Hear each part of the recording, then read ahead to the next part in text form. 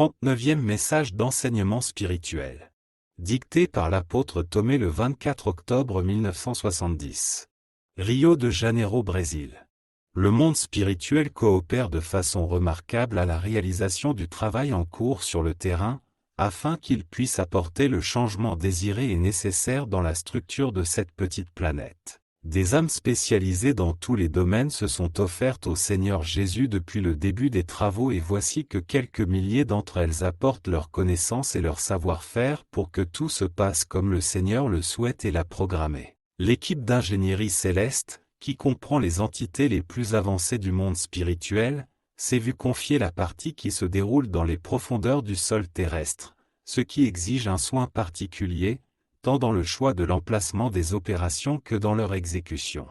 Un soin particulier a été apporté au choix des emplacements des charges magnétiques, en évitant de les rapprocher des régions où se trouvent, par exemple, des réserves de pétrole, dont les forces supérieures souhaitent assurer la préservation où qu'elles se trouvent.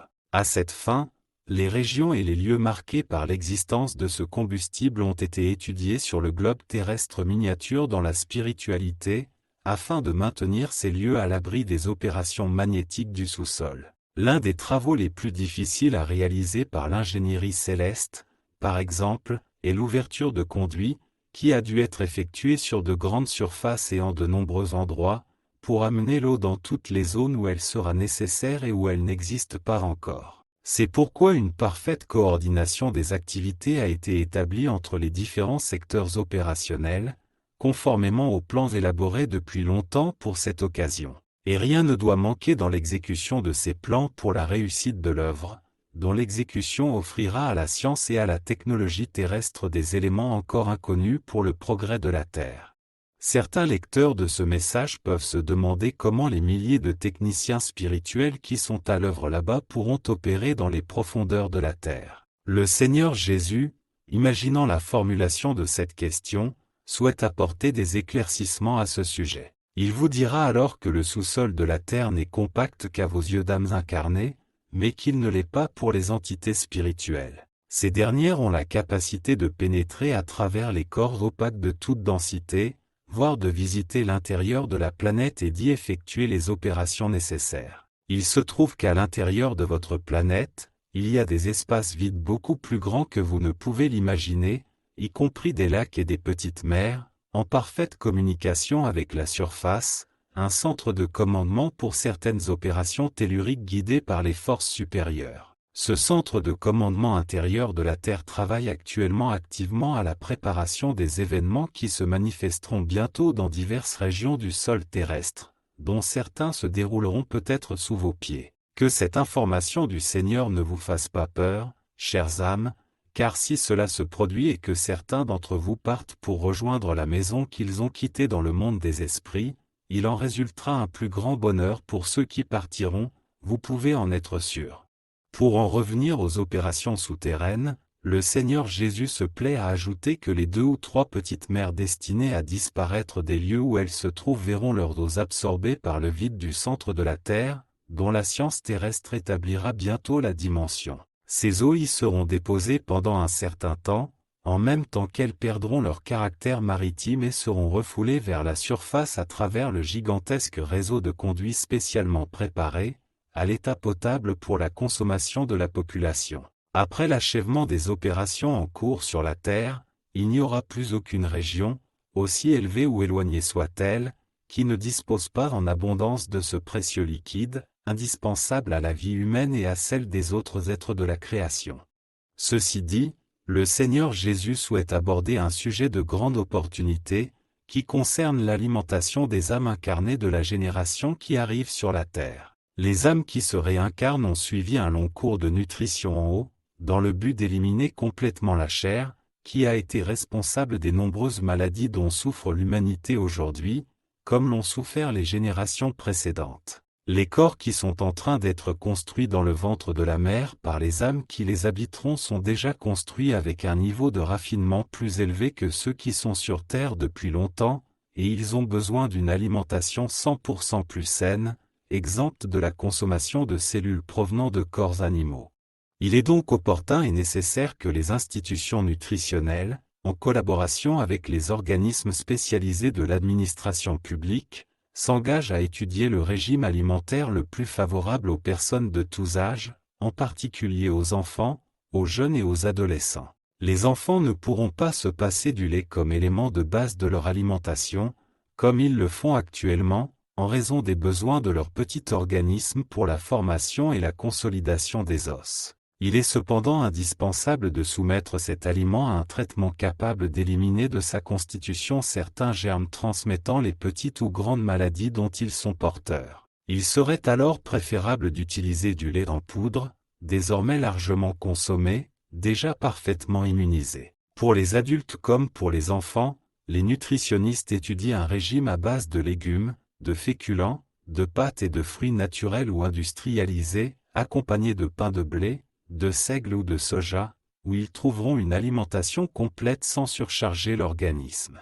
La gamme des aliments naturels sur Terre étant très variée et abondante, les hommes et les femmes peuvent se passer totalement de viande pour le bien de leur santé et de leur longévité. Ceux qui vivent près de la mer peuvent inclure le poisson dans leur repas, en le consommant 2 ou 3 fois par semaine ou à leur guise. Le Seigneur Jésus a voulu laisser ses suggestions aux lecteurs de ses messages, car il souhaite contribuer à la santé et à la longévité de tous ceux qui adoptent ce type de régime. Qu'en est-il des boissons alcoolisées ? Demanderont certains lecteurs. Le Seigneur répond à ses enfants que les boissons alcoolisées sont responsables de 90% des maux qui affligent l'humanité, et du raccourcissement de la vie des créatures qui en découlent. La dose d'alcool contenue dans ces boissons est incompatible avec la délicate constitution de l'organisme humain, qui est composé d'organes et de cellules ultrasensibles qui succombent facilement à l'usage de l'alcool. Il est vrai que les cellules du corps humain se renouvellent continuellement, mais dans de nombreux cas, ce renouvellement est inférieur à la destruction causée par l'alcool. Le jour où l'homme réalisera cette grande vérité et éliminera l'alcool de sa vie, une nouvelle vie émergera pour lui, une vie qu'il bénira et qui contribuera grandement à son plus grand bonheur. Sur Terre, par exemple, il y a l'industrie du vin qui contribue à l'enrichissement de plusieurs nations, grâce aux excellentes qualités de leur sol. Eh bien, que cette industrie étudie un type de sa boisson dans lequel la dose d'alcool est réduite au minimum, juste ce qu'il faut pour la conserver. Un tel vin, débarrassé de la teneur en alcool d'aujourd'hui, pourrait atteindre une consommation si répandue que ces industries béniraient la nouveauté. Que le vin transmette à l'organisme humain l'essence vitale du raisin et le plaisir de le consommer au cours des repas, mais que la teneur en alcool de cette boisson soit éliminée autant que possible au profit de ses utilisateurs. Par exemple, que l'on fabrique des vins raffinés de la meilleure qualité, utilisés à petite dose dans les solennités, y compris les liqueurs, dont l'usage est résumé, mais qui restent nocifs pour l'homme, mais que l'on modifie les vins dits de table en éliminant l'alcool, ce grave ennemi de la santé de toutes les créatures.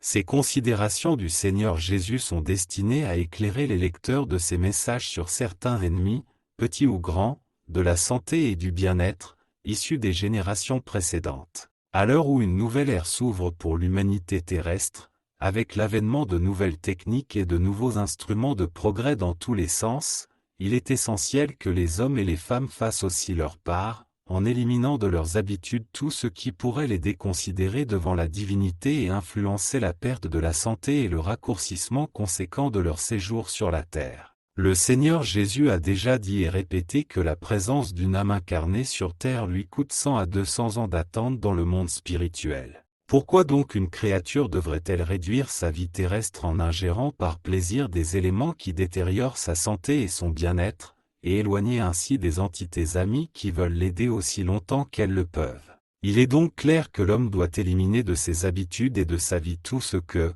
selon son propre jugement, la divinité condamnerait. En agissant ainsi, les âmes incarnées auront la possibilité de réaliser toutes les aspirations qu'elles ont apportées du monde spirituel, et la satisfaction de jouir d'une vie terrestre remplie de grande joie, de bonheur et de succès dans leurs entreprises. Les hommes et les femmes qui adoptent les suggestions apportées sur terre par le Seigneur Jésus peuvent être sûrs qu'ils l'auront à leur côté à tout moment lorsqu'ils en auront besoin. Sur la terre ou dans l'espace, où que vous l'appeliez, le Seigneur promet d'être là pour ses lecteurs chaque fois qu'ils ont besoin de lui et qu'ils l'invoquent dans leurs pensées.